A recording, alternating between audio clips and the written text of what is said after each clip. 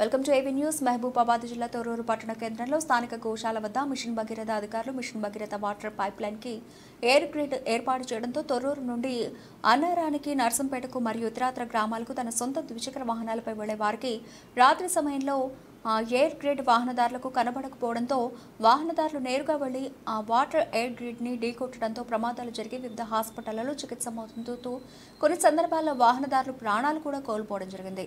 ఈ విషయంపై AV news గత వారం క్రితం తన న్యూస్ ఛానల్లో వాటర్ ఎయిర్ గ్రిడ్ గురించి కథనం రాయగా మిషన్ భగీరథ అధికారులు వెంటనే స్పందించి ఆ వాటర్ ఎయిర్ గ్రిడ్ ని ఆ స్థలం నుండి పూర్తిగా తొలగించి సిమెంట్తో మూసివేయడం జరిగింది. దీంతో ద్విచక్ర వాహనదారులు అటుగా వెళ్లే బాటసార్లు మరియు కాలనీవాసులు ఏవీ న్యూస్ ఛానల్ కి కృతజ్ఞతలు తెలియజేశారు.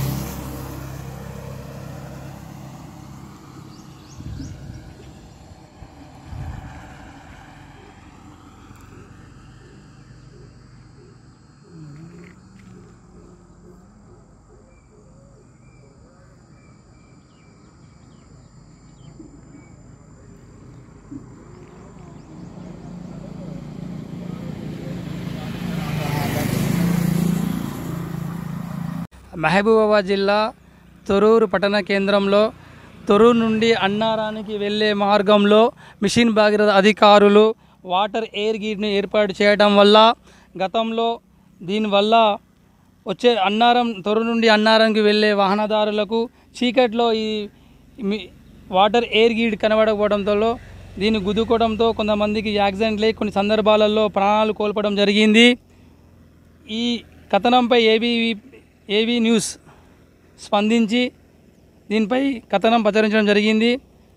ఏవీ న్యూస్ కథనానికి స్పందించి మిషన్ భగీరథ అధికారులు ఎయిర్ గ్రిడ్ దిమ్మెను తొలగించి శాశ్వతంగా దాన్ని పూడ్చివేయడం జరిగింది.